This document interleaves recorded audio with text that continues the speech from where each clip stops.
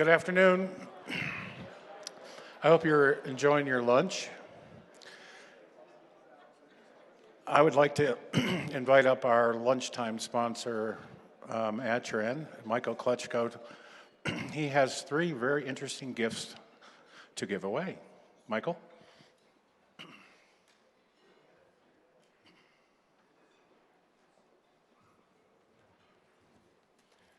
Thanks, Jeff. So we're very pleased to sponsor the lunch. Guys, everybody welcome. My first Mountain Connect, actually. Obviously, since the pandemic, we all realize now how important broadband is, and everybody in this room is making a difference in your community, and we thank you. So a lot of effort, a lot of work, but the benefits of that will be prevalent for decades to come. The other thing, obviously Adtran, so we're pleased to be a partner, and we're certainly here to help. And if we can be a resource to you, please work with us, and we look forward to helping you be successful. So as Jeff mentioned, we do have 3 prizes, so this should be interesting. The idea was to place a little placard under a chair. However, let me talk about the gifts really quickly. The first one is from a local business called Cures and Curiosities. It's actually tied to the hotel across the way. So it's a local business. It's been going since 1974. And there's a little over $200 worth of giveaways as part of this bag, from blanket to sweatshirts, long sleeve shirts, short sleeve shirts, goodies. So we have that as an initial giveaway. The second giveaway is a $150 Amazon gift card. And on that gift card, obviously, we look to you to go out and buy something techie, maybe. And then you could either keep it for yourself as a reward for all your efforts, or give it to a team member or to the community, however you want to do that. And then the third item is really in terms of honoring your community. We're looking at giving a $100 gift that you can use towards a nonprofit or a charity. So those are the 3 gifts that ultimately that Adtran is looking to bring to the table here, or shall we say under the chair here. So just under the front lip of your chair, there may be a business card. Now, if it so happens that nobody's sitting at that chair, we'll be around for a while, so if people are finding them, just bring them to our booth. We're just outside the door here. And if you do win, and I've got prizes 1, 2, and 3 on those business cards, and we can certainly work with that. So anybody find a business card perchance? It's just under the front lip of the chair. Oh, we got one. All right. What number is that? You got the $150 Amazon gift card. Bring your business card to me at our booth, and I'll get that taken care of. And so we've got the gift basket and the $100 donation to a local nonprofit or charity. So, all right. Well, I love it. It's becoming like a little scavenger hunt here. So, anyway, thank you, everybody. Enjoy your lunch, and we're glad to be here and glad to sponsor it. Cheers. Thanks, Michael. Thank you. Now I'd like to ask our our presenting sponsor host to come up, and that is Mr. Jace Wilson, who has kindly agreed to introduce our final keynote panel. Has anybody seen Jace? He was just here. Oh, there he is. He's always hiding. And by the way, just one last time, so he can't say I didn't do this, I'm going to thank him once again publicly, so I don't have to hear about it later. Okay, just kidding.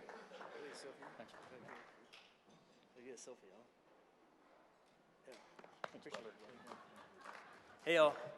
Hey, hi. How are you doing? It's good to see everybody again. And just want to say real quick, thanks again, Jeff Glavinsky, for putting us all together. Douglas Adams, Hitchhiker's Guide author. He's autographing copies out back for his help here. And to all of you again, thank you for everything that you do to connect more families and businesses to better broadband. You're needed now more than ever. There's a tsunami of new funding coming, but that doesn't really matter unless there's you. doing what you do. So thank you. Yeah. Thanks, Josh. Sure. But listen. I want to get off the stage as soon as I can because you've got a really dynamic panel of folks that are doing their parts to help make internet connectivity a better reality for all. So it's a real honor to get to introduce the panelists, and you're going to hear as a moderator, Lai Olson. Hopefully you saw her amazing talk this morning with Dustin from Marconi Society. She's director at MLab. And, from our perspective at Broadband Money, they sit on, the richest and best data set for internet performance out there. And it goes beyond weird concepts like speed into other, things. So definitely, if you haven't, check out her talks, check out MLab. And then Mr. Scott Woods, we heard yesterday from Alan Davidson, and he was sad to see you go from the NTIA, but it's an absolute honor of a lifetime to get to work with you shoulder to shoulder at Broadband Money and Ready. And I hear you're launching a new show called Ready or Not with Scott Woods. And your first guest on that show is going to be Josh Edmonds from City of Detroit, who's also on this panel and doing amazing things to a pioneering model to help connect a lot of people in Detroit to better broadband. And if you follow Jeff Klavinsky on social media like I do, and you're part of his fan club, you'll hear him talking a lot about how amazing is Josh and this model that he's doing. So hopefully we hear some about that. And then Paula from the National Digital Inclusion Alliance. The topic of the day is innovations in digital inclusion, which, from our perspective is an underrepresented and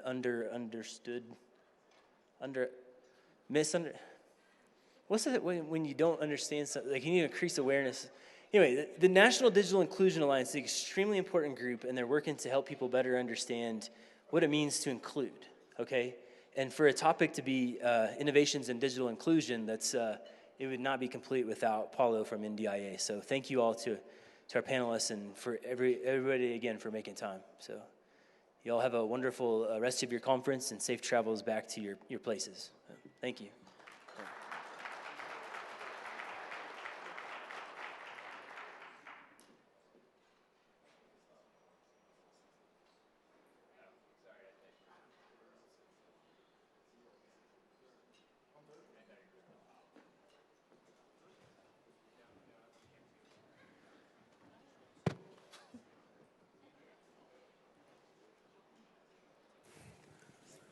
Should have left it. We don't need. Oh, There we go. hot mic. Hot mic. Hot mic. Hot mic. Okay. What a view. Okay. Oh, that picture is going to be. All right. We get Hi, to watch everyone. ourselves. Thank you for sticking around and talking with us, listening to us. This is my first time at Mountain Connect, and it's been a really inspiring and enjoyable time. I hope yours has been too. I'm here today to moderate a panel on digital inclusion. I myself am not a digital inclusion expert. I'm the director of Measurement Lab, as Jay said, and we measure the internet, save that data, and make it publicly available. But digital inclusion is I'm very invested in it because I think as many of us I want to know that the work that I'm doing is benefiting everybody, not just a select few. So I'm really excited to talk today to the people up here because they are experts in this field and can help us understand how to reach those goals and the goal of closing the digital divide. So I'll start with Scott and just ask everyone to introduce yourself and tell us a bit about how you got into digital inclusion. Great. Thank you. Good afternoon or morning. It's not snowing. It's great to see everyone here today. Scott Woods, as you all know, I work with NTIA. I'm currently the director of the Office of Minority Broadband Initiatives.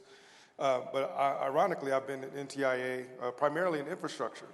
So I started in the BTOP program, and that transitioned into the Broadband USA Technical Assistance Program and all of the work that we were doing in communities. And what kind of the best practice or lessons learned out of BTOP and into Broadband USA was that infrastructure and at the time digital inclusion and adoption, were separate. But what we learned through that process is they're in fact, tangential strategies for community success. And so now, fast forward, 10 years, 11 years, 12 years, the concept of digital equity now includes both internet access, affordability, adoption, and inclusion. And I think that's a very important topic now as we're really focused on building out and expanding infrastructure, that we also talk about, affordability for both our urban and rural communities, as well as the training and all of the equity concepts that go along with that. So I had a long background, again, at NTIA, and as you all heard yesterday, I will be departing soon to join the READY team and their efforts to help communities, ISPs, all of the stakeholders really join in this comprehensive mission to address unserved and underserved. So it's my pleasure to be here with you today, and thank you. Thank you.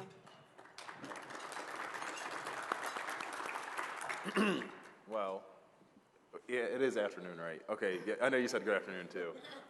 So yeah, good afternoon, Joshua Edmonds. I am the Director of Digital Inclusion for the City of Detroit, a role I've had for over 3.5 years now. And in the beginning of this role, I was not focused at all on infrastructure. Everything was on digital inclusion broadly. So, we stood up a nonprofit refurbisher in human IT and, got a headquarter there. We obviously, I shouldn't say obviously, but we, had a lot of emphasis on digital literacy training, on, getting subsidized internet access out, even doing marketing. We even did commercials. I mean, we did a lot of that stuff, but our work really didn't feel complete until we got into the infrastructure fight. And so I think that, explain a little bit more about the infrastructure stuff, as the panel progresses. But, prior to the role in Detroit, I was working at the Cleveland Foundation. So I am from Cleveland, Ohio. So all the Detroit jokes you all make, I've made them too. Hey. Scott is from Detroit. Hey. Let's cool out on Detroit too. Yeah, there's a sports team joke somewhere in there, but I'm from Cleveland, and really I really can't make those jokes either. But in any case, prior to that, I was working at the Cleveland Foundation, finding ways to invest in digital equity in Northeast Ohio. And prior to that, I was working on President Obama's Connect Home initiative within public housing. So I've been able to see this work kind of evolve over some time, and it feels pretty good to be in this moment right now to see this many people and this much resources being allocated to a very critical issue.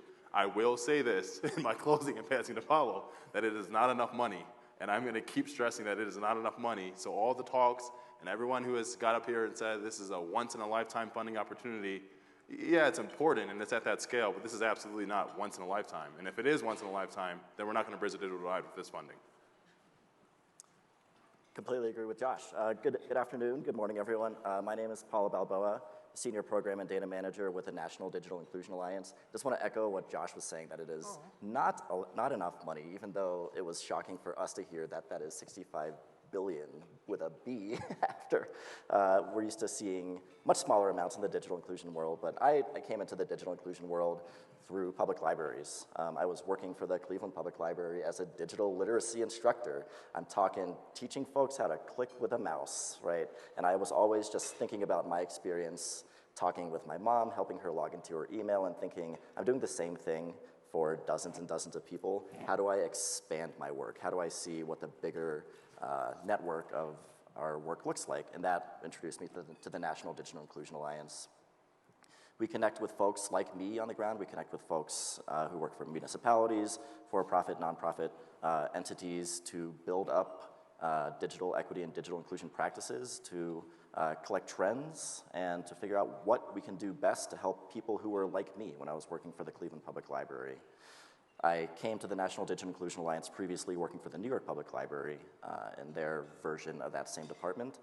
In my current role with the National Digital Inclusion Alliance, I help stand up a program called Digital Navigators, which Scott and Josh mentioned the infrastructure piece. I like to think of Digital Navigators as encompassing that human infrastructure, right? Who is going to do that work when we get households connected and when we get households connected with affordable devices and those other components of digital equity and digital inclusion that we're going to be talking about today? Who is going to be me down the line, helping folks understand how to navigate and use the internet appropriately? Thank you. Thank you. Thank you all. So anyone who came to my talk with Dustin this morning knows that I care deeply about definitions and being able to define our terms so we know what we're talking about. So maybe I'll just toss it back to Paula to define digital inclusion and give us a sense of what that means and what we're talking about when it means to close the digital divide. Sure. Yeah, so everything that we do, my organization, everything that we do in lockstep with our network of affiliates. We don't do anything without getting a lot of community feedback, and that includes the description of how we define these terms, digital equity and digital inclusion, years and years and years ago in the pre-COVID times. So there's two definitions that I want to talk about today in this, because it's really important that we all get on the same page, because these definitions have been codified into law and the Infrastructure Act. So there's digital equity, which is the condition in which individuals and communities have the full information technology capacity to participate in society, democracy, and the economy. It's a very lofty definition. So what that means in practice is, when I think about in March 2020, when COVID hit and we all had to stay at home, March 2020 was also a census year. That was also, of course, a presidential election year. These opportunities for individuals and communities to fill out the census online and maybe register to vote for the first time or re-register to vote, those had to happen online. And the census from that year is a big undercount. So those individuals, those communities were not able to fully participate in democracy, society, and the economy. If that's the goal, the question then becomes, how do we get people there? How do we get the communities that we're working with there? And that's digital inclusion. In my world, and you may hear it a few times over the course of this panel, we like to talk about this analogy of the three legs of the stool. What makes up a digital inclusion program or a digital inclusion topic? And that's the combination of affordable broadband, appropriate devices, and digital literacy trainings. So when we talk about digital equity and digital inclusion, these two terms are working in tandem with each other. They're working with each other. And that's how we would define digital equity and digital inclusion. Thank you. And when you describe all of that, it sounds like just an easy sell. It sounds like something that I'm like, yeah, let's do that. Like, let's just go do that. But I want to ask, what makes it hard? And I'll start with you, Scott. Why is it not so straightforward just to have digital inclusion just happen?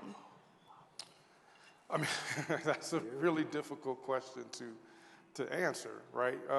Communities all have different characteristics. And what tends to happen in primarily market-driven economies is people are left behind, sometimes by market forces, sometimes by their own lack of education, opportunity, economic resources. But I think one of the things that COVID unearthed is how wide it is. It's not a divide, everyone. It's a chasm between those of us who have it and those who do not. And the ease at which communities, businesses, educational institutions had the ability to adapt and in some cases thrive compared to communities who were absolutely devastated. And that inequity is not a divide, meaning you're over here and these communities are over here. It's a chasm. And what makes it hard to define is that the human element of it. Right, everyone here is associated with, hopefully, some form of, infrastructure, or you know about, service providers here. It's about the service. You have your ROI models, and you have your calculations, and you understand what metrics you need to hit. But when you're talking about people and communities, it's different. Right, it's not as easy to go into a community that already doesn't trust state and local government and say, we're here to help. Like, we have a saying all the time with the federal government, I'm from the federal government and I'm here to help, right? People laugh, exactly. They laugh at you. How many times have we heard that, right? And so there's a trust that you have to build, but then there are other things that you just can't account for from a public policy standpoint when dealing with this issue. But one thing we do know is coming out of COVID, that we cannot, this inequity that we have between and amongst our communities is something that we can't sustain, all right? And it's not just for the communities themselves, it's actually for the future of this country. And we don't want people's success to be determined by zip code, right? Whether you're rural or urban, or you want everyone to have equal access to opportunity, not necessarily, we do not want equal outcomes, but we want equal opportunity at the front. And right now, we just don't have that with the provision of broadband access and digital equity and the tools that people and their businesses and schools need to really be successful. You mentioned the human level. I want to take it there. So, Josh, you work on the local level, and Paula, you might have something to add to this as well. But starting with Josh, what are you seeing? Like, what are some of the stories that you hear? What are you experiencing day to day? Here we go. So I'll give you all this. When I first came to Detroit, that was January 2019. And at that time, obviously that's before the pandemic, and so the pandemic as a cosigner for getting people to care about the digital divide, that didn't exist. And so I didn't have a staff, I didn't have a budget, and no one knew who I was, and the mayor only referred to me as that young man. He referred to me as that young man until COVID. Afterwards, yeah, he knew my name then. But, you know, I think that what people weren't realizing at the time, that this is largely an issue of people putting private interests over public good. And I think that when you center that and you think about that, you then start thinking about some of the programs that we have that are even currently stood up. And that a lot of them was like corporate subsidies over and over and over and over again. And so this is why, even at the very beginning, saying that this funding is to bridge the digital divide, and I'm a little bit skeptical, that's where that comes from. Let me be very clear, that's being informed from residents. And so some of you all who were in the session yesterday, you know, that we did over there with Chris Mitchell and Bruce Patterson, you know, we were talking about how in Detroit last year we had a neighborhood that had a 45-day internet outage. And quite frankly, we thought that was the only one until we realized that there were two other neighborhoods that also had 6-week outages. And just yesterday, I got a email about a resident who hasn't had landline or internet service for months. And so obviously, that makes me feel some type of way, and I bring a little bit of reality checking to the discussion, because all of these conversations and talking points on, well, urban's crisis is affordability. Well, please tell me how anyone would pay for an infrastructure as unreliable that could go down for 45 days. None of us in this room would pay for that. And so as we begin thinking about this real digital equity and digital inclusion work and how this work has evolved, at one point in time, getting someone a hotspot and a computer, that was it. Like, if you could do that, we were like, wow, bridge the digital divide, job done. If we did that today, people were like, okay, and what are you actually solving? And so I think that, you know, for us, there is a lot of frustration on the ground. There's a lot of anger. When we saw all that funding going to the states, we weren't happy with that. We knew what that meant for us. We knew that there was going to be a map, there was going to be a formula that was going to come out and saying that Detroit was served because of the speeds, ignoring completely the unreliable notion on our infrastructure. And so as we are having this discussion today on evolutions of digital inclusion, I think the evolution specific to the role of municipalities is becoming very, very clear, because now all of a sudden, whose responsibility it is? For us in Detroit, we said we are taking ownership of the infrastructure challenges in the city of Detroit. That is an evolved pathway in digital equity. That didn't exist before. There was never the capital to do that. And quite frankly, as all this BEAD funding is getting allocated, it's doubtful that we're going to get a lot of funding at the city of Detroit. It's going to go to rural. But at the end of the day, the reality is one where we're excited to see this many people on the ground, or this many people, you know, engaged, but we are very, very skeptical based on the historic flow of resources that continues to put private interests over public good. Can I push back on that just a little bit? As one who was involved in the architecture, if you will, of some of the public policies, I think what sets sort of the BEAD and the digital equity programs apart is the reliance now on empirical data and not anecdotal data, right? And so when you build a proof concept, you know, that the states, in partnership hopefully with local jurisdictions, you know, have to show, you know, unserved, underserved, and there's a challenge process to the maps that are coming out. You know, it is a reliance now on actual data and facts, which still matter in certain circles. So I understand Josh's point. I don't disagree with him at all. I've traveled all across this country, my team and I, we've heard the exact same story. People who were just skeptical because the money's going through the states, they don't have a relationship with the states. And it's rural, it's red states, it's blue states. I'll give you an example really quickly, and I'm sorry to steer this conversation away, but my team and I, we were just in Brooklyn, New York, Crown Heights, probably one of the most urban areas you can go into. All right, we were in that, in late April.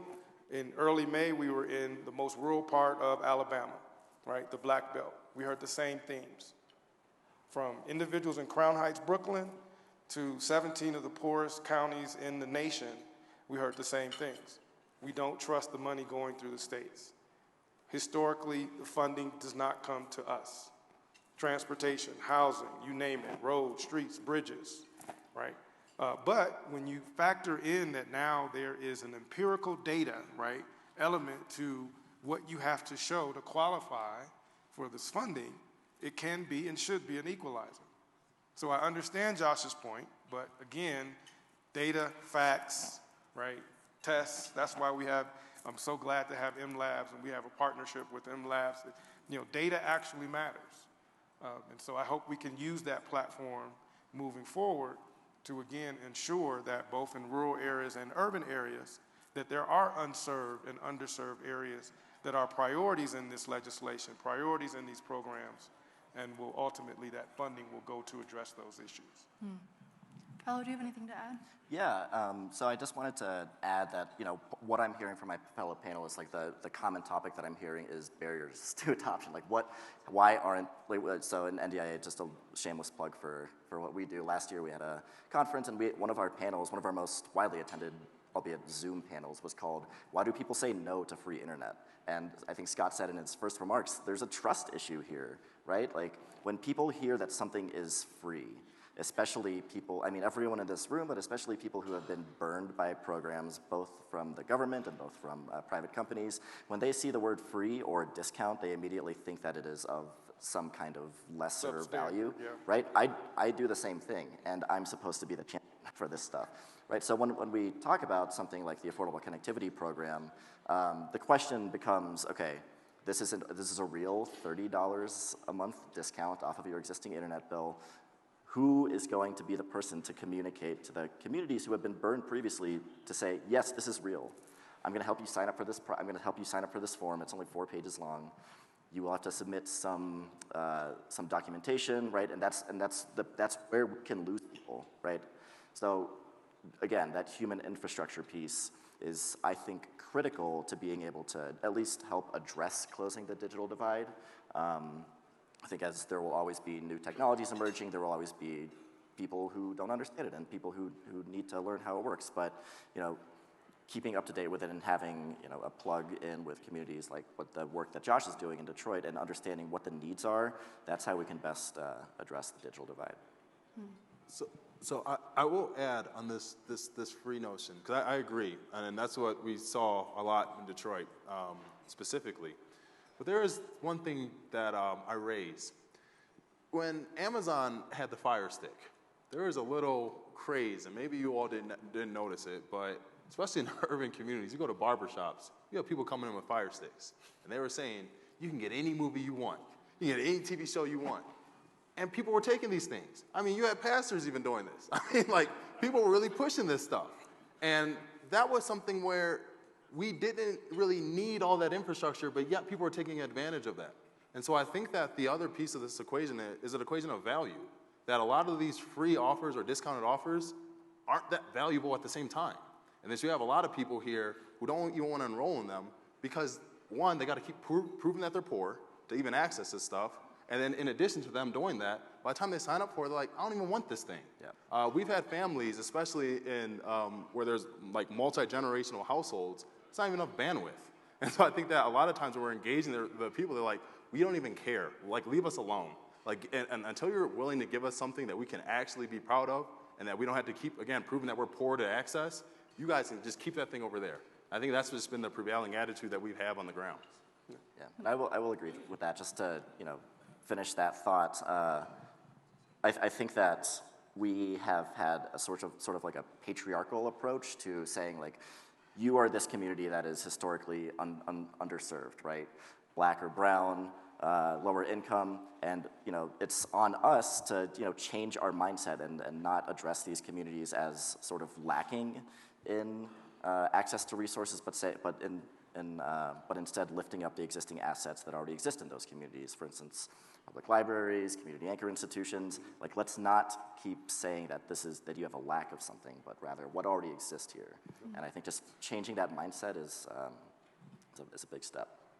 Taking a little bit of a turn, but building off of that, the latest round of funding is part of an infrastructure act and a movement towards more public infrastructure. And I guess I'm curious, Josh, with your background in public housing, how do you see digital infrastructure and digital inclusion as part of this larger effort to provide more public services, more public infrastructure for people who need it? I think that it's a real unique opportunity for leadership to emerge.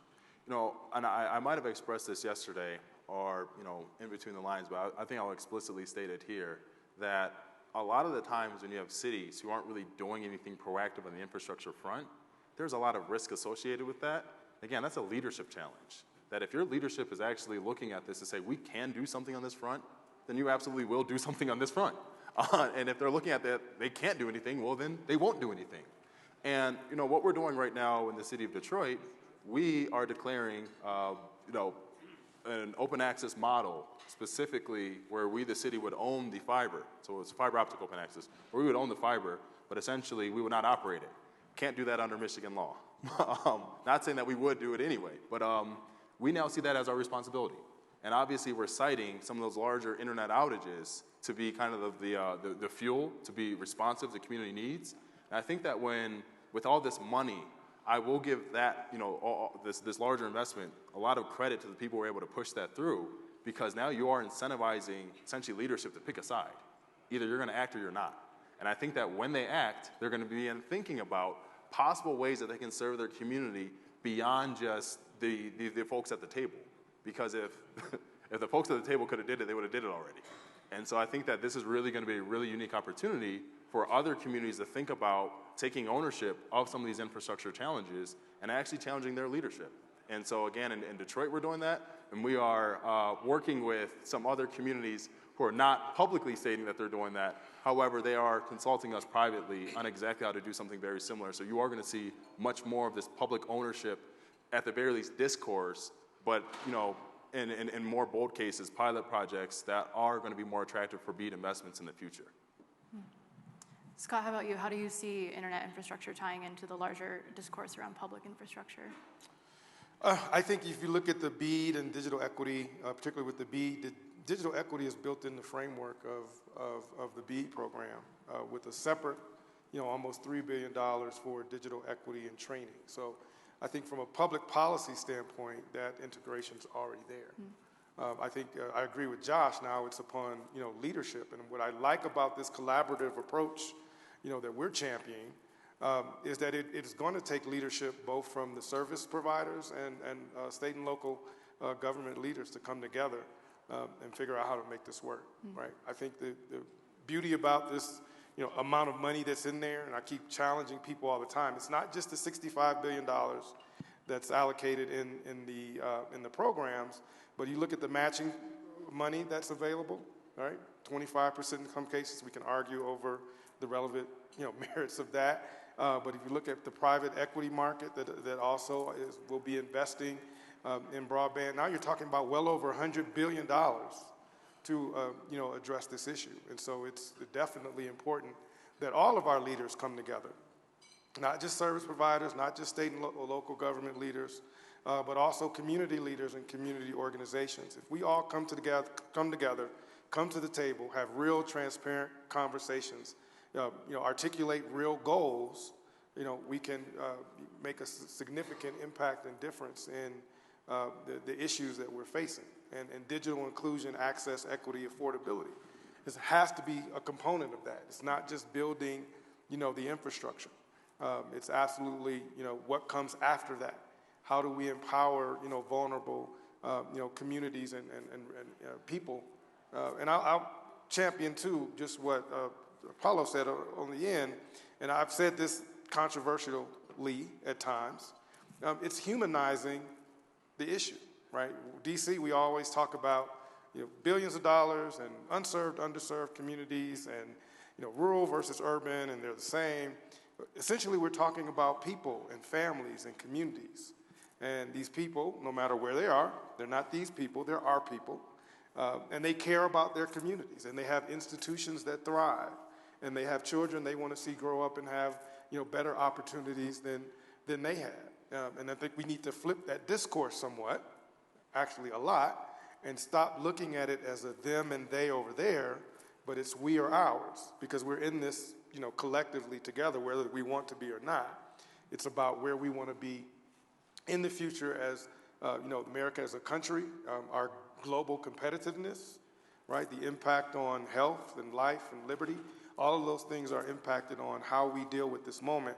And I think that equity has to be a part of the infrastructure build out and the focus on speeds and connectivity and access, et cetera.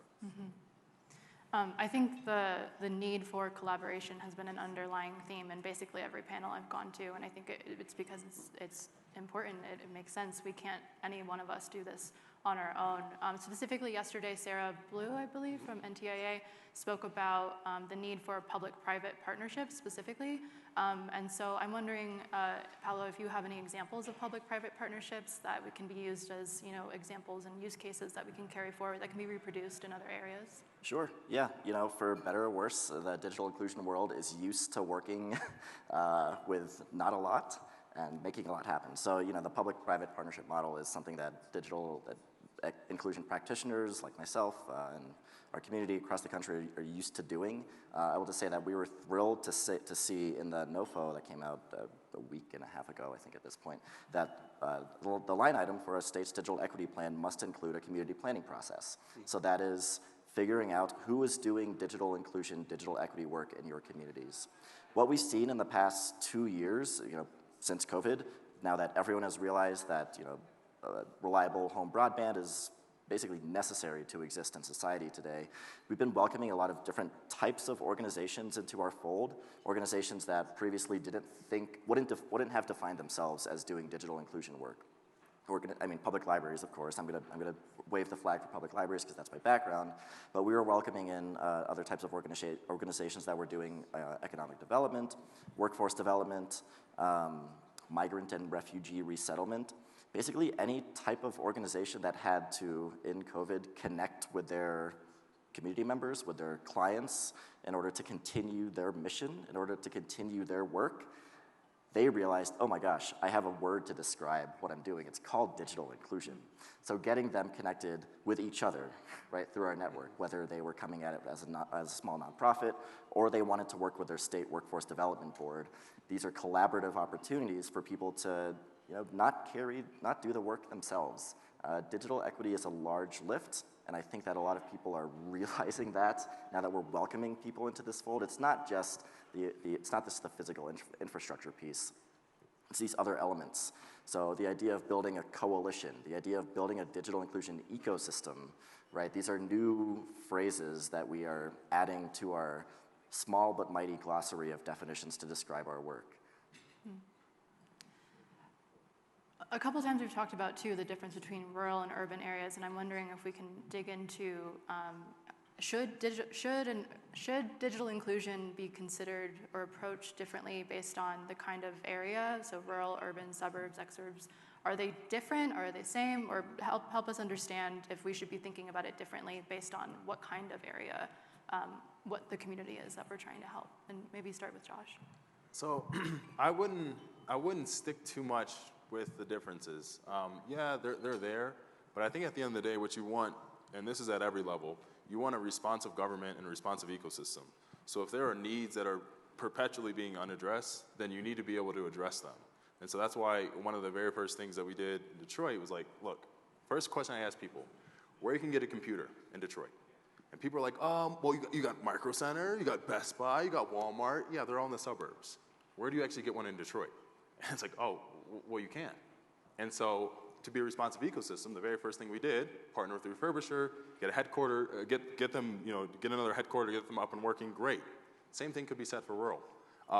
The same thing with our infrastructure, being responsive there. We were able to build a coalition. It's called Connect 3 and 3. Essentially, it was a big table that we just said, anyone who has a vested interest in bridging the digital divide in our community, have at it. Connect 3 and 3 could easily be Connect 312, Connect 303, Connect whatever. At the end of the day, there was one brand, one table.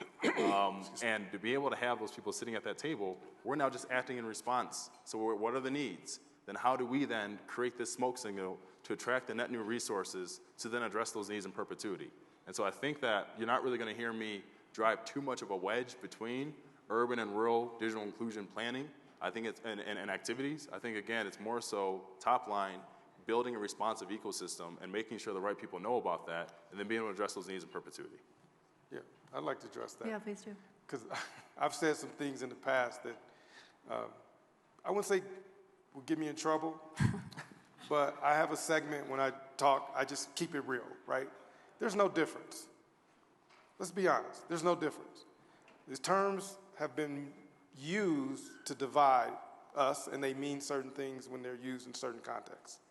Can we all agree with that? I mean, let's just keep it real, right?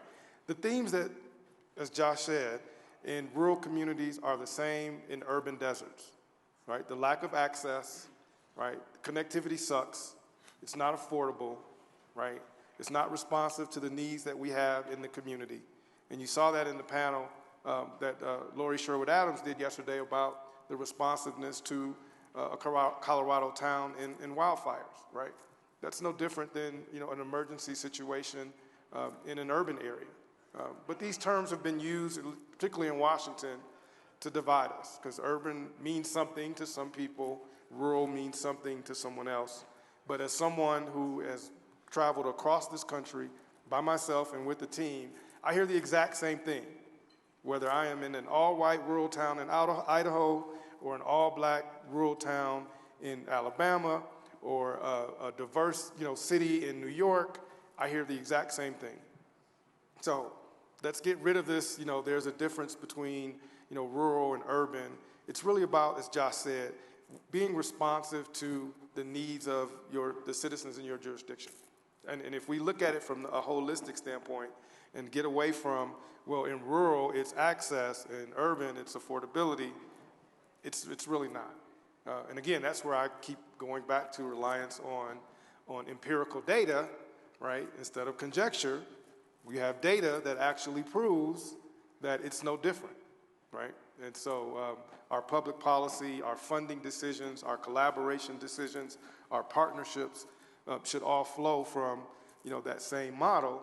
Is essentially we want to meet the needs of, all of the homes, the businesses, the residents in our community, whatever that is and whatever that may be, that should be the goal of every project. Thank you. I just wanted to let folks know that in about 10 minutes I'll be opening it up to questions from the audience. So if you have them, or if you want to start thinking of them, please do. Taking us in a little bit of a different direction, I'm very curious about this myself. As an Asian American woman, I can feel that diversity is a hot topic right now, diversity and inclusion. And it's for a good reason, right? It's us talking as a country about things that we haven't talked about as much. So I'm curious, though, then when we talk about digital inclusion, how that folds into the conversation about diversity on a larger scale in America. And maybe I'll start with Josh. So I'm representing Detroit, Michigan. An urban center in Southeast Michigan, right? Go on. For those of you who do not know the statistics or the demographics of Detroit, 87% me and Scott. This is true.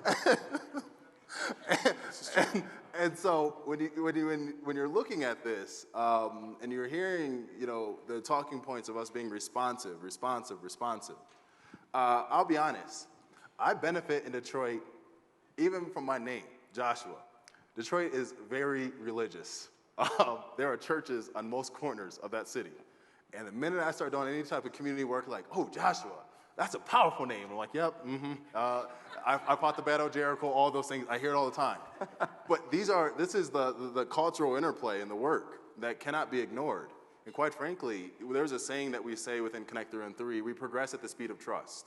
And so if we're able to progress at the speed of trust, then what are the trust-based things that we can do? And at the very least, it's showing up and being representative of the people that you're serving. And so whenever we're doing anything, any type of community event or whatever, you'll hear people actually open up these things with prayers. I mean, you'll actually hear, like, there is such a cultural influence on the way that we work, because that's what it's actually going to take. And so I think that the conversation of diversity and inclusion is specific to the ecosystems that you're serving. And even having the actual language, the cultural influence, and just being aware of what's happening, I can't tell you how many barbershop conversations I've had that started with who's better, because when they found out I'm from Cleveland, they always got to take a dig at LeBron. But it's like, who's better, LeBron or Jordan? And then they're like, oh, well, LeBron's horrible. He didn't. I'm like, okay, you guys want to go there with me. But at the end of the day, it ends with, have you all signed up for this affordable connectivity program? Now look how that works. And so I think that, again, as you think about diversity and inclusion, it's very core to the way that you're going to operate in these communities. And if you want to ignore that, you'll just have a really, really great solution that no one's going to be able to take to because they don't feel represented in the solution. I don't want to start a fight, but I would say Jordan. Paula? Oh, Jesus. Yes. It's not even close. Okay. Jordan. Not even close. I'm sorry. I know. And I feel like I'm worth it. Okay. Anyway, yes. So I think that the idea of cultural competency in these communities, like when I talk, I keep on ringing the bell for human infrastructure. These people, like a digital navigator, for instance, they need to come from the community that they intend to serve. We, as the national organization, are very, very, very, very sensitive to the fact that we don't want to be these people helicoptering into these small rural communities or to these neighborhoods in larger urban areas and saying, this is how you should do your work. The work and the knowledge and all of that trust comes from within the communities. So we can guide that conversation. We can say, these people in San Diego, this is how they got their project off the ground. Or this small town in North Carolina, this is how they got their project off the ground. But this lives with you, right? And that speaks to the interest in equity and inclusion, especially lately, diversity, equity, inclusion. We're hearing that with the BEAD funding, some states might not want to call their office a digital equity office because equity is a hot term. And we're like, come on. We all know what we need to do. I think we all want the same outcomes and the same, great outputs for the communities that we serve. But I think that sometimes we might get a little too tied up in the language that we're using, and that's really that's the lane that my organization tries to traffic in, right? Like, let's use a common language to describe the work that we're doing. Let's get past that, and then let's do the work that we all want to do. Yeah. I have another different perspective outside of race, which is obviously very important. But a lot of work that we do in the communities includes faith organizations. And to think that, you can go into some communities and not deal with local faith leaders, you're setting yourself up for failure, number one. Number two, I have gone into communities, with a $20 million check to fund something and have gotten absolutely nowhere. I have gone to church meetings, board meetings, government, consolidation meetings. I've been in big conferences. I've done everything. You always need someone who can vouch for you. And when you're talking about unserved and underserved communities, a lot of what held these communities together in the pandemic are the faith organizations, the churches, synagogues, right? And so now to think that we're going to, have these great projects moving forward and not involve that community in the actual distribution of the projects and completion, again, we're setting ourselves up for failure. So when we're talking about, diversity and equity and inclusion, it's not just, typical, public policy, it's racial identity. It's really about what Josh said, what works culturally for wherever you are. And again, we have gone places where if the local pastor vouches for you, you're gold. you can walk in the middle of the street and literally nobody will, it's like you're walking with a halo around you. In other words, in some other cases, you might need an armed or unarmed escort, right? It just all depends, right? But it's really about knowing the community, that you're in and building up that level of trust so that we can all accomplish our goals. And I think, collectively, I don't think anyone is afraid of that. When we need to detach, as Josh said, some of the language and divisiveness around, some of the things that makes our communities great. And I'll give you another example, and then I'll be quiet. I'm from Detroit. All of my siblings, we have biblical middle names. So my middle name is David. My sister's middle name is Esther. She hates that, but I call her Esther all the time. But again, understanding from Detroit, right, that is the fabric of the community upon which we come from. And we shouldn't be, ashamed of that, right? We should actually use that to our advantage when we're trying to accomplish something in the community, particularly something of public good.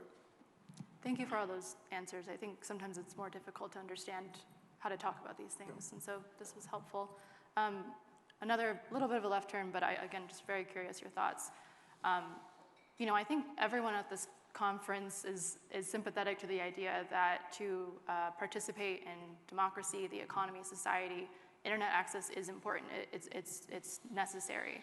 At the same time, we're having more conversations about the negative phenomenons that come with the internet in terms of misinformation, polarization, anxiety, and the fact that people walk around on their phones all day.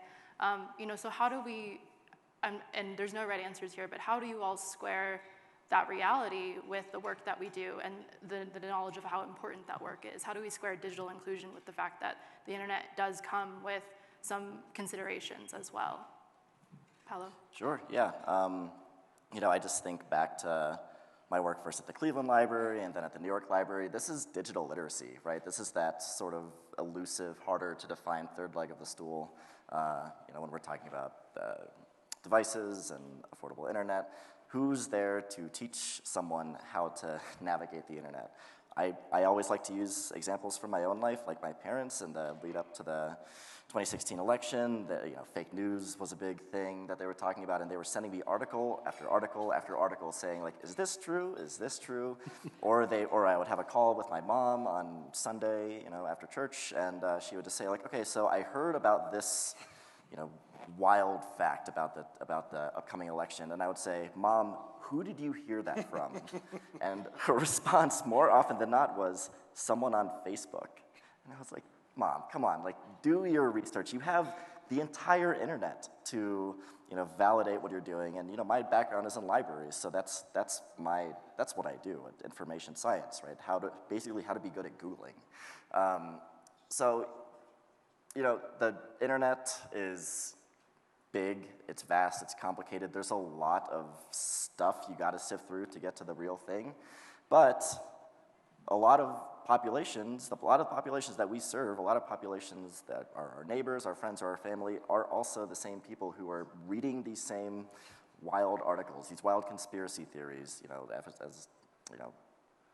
the internet has the potential to radicalize people. And I think that, again, having that trusted community member in your life, even if that's you, to sort of ground everyone into what they're looking at and what they're reading about is truly, truly important. That's the human infrastructure piece to all of this. I'm gonna look around the room. How many of you are parents of teenage children? Okay, I have 2 teenage boys. Good luck.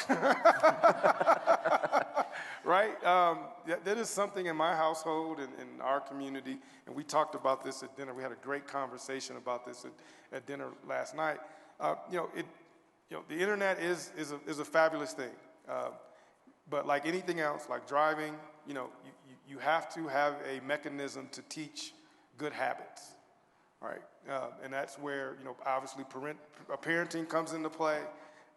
Who you circle yourself around, the environment upon which that has influence in your life. But good luck doing that with a bunch of teenagers, because all they do is walk around like this, right? So what I would say is if you are a new community and you get new technology, you definitely have to champion controls.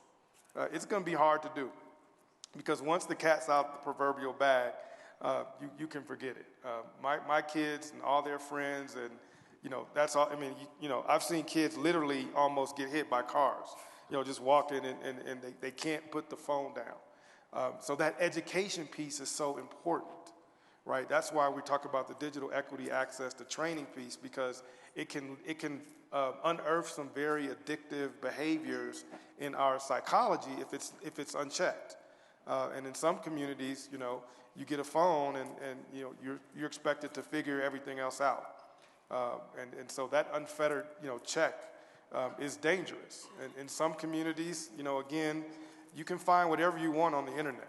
People, we can all agree with that. But again, you need community education. And that's where I think working with the service providers, working with the local libraries, working with the schools, we definitely have to put controls in place to understand the good as well as the bad, and how that impacts us psychologically, sociologically, politically, right? Not just economics, right? It can't just be an economic focus, when you get an internet and the benefits that come from it.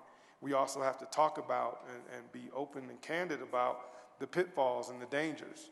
And then for those of us who are parents and may have lost that battle, we got to be able to say, look, I've lost that battle with my kids. That doesn't mean I'm going to lose it with the next set of kids that I may come into contact with. Mm. Do we have time for audience? No, okay, we talked it all out. Sorry, I lied. Well, then just one last question. Looking, 5, 10 more years down the road, we've had this federal funding. What would you like to see? And we'll just start with Paula and go down. Ooh, I think I'm going to steal other people's answers here. I would like to see more funding, right? I don't want this to be the once-in-a-lifetime opportunity that I certainly think it is. I'm trying to change my mindset around that, but I would like to see, more sustainability in this sort of work. And if that takes better, we have an existing trove of great data, but I think there are some gaps in that data that we could use to, communicate the efficacy of the programs that we're doing in the communities that we're serving. Yeah, I think I would like to see a lot more leadership, specific leadership that has an emphasis on public good, no matter the pushback. And obviously, I would like to see a lot more cities going down the pathway of exploring what open access could potentially mean for their communities. I'm going to answer as well.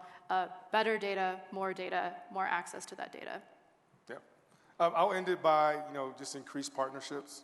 Again, I've yet to see a community that did not want their local service provider to be successful, to be profitable.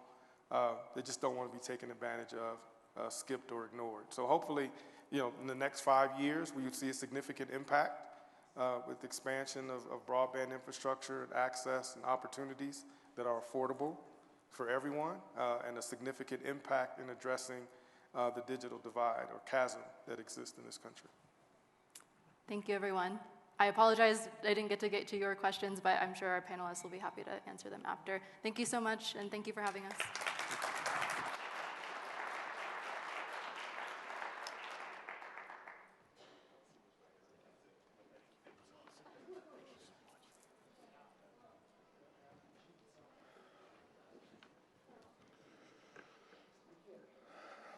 What a great way to end our conference. What a great session that was. Thank you.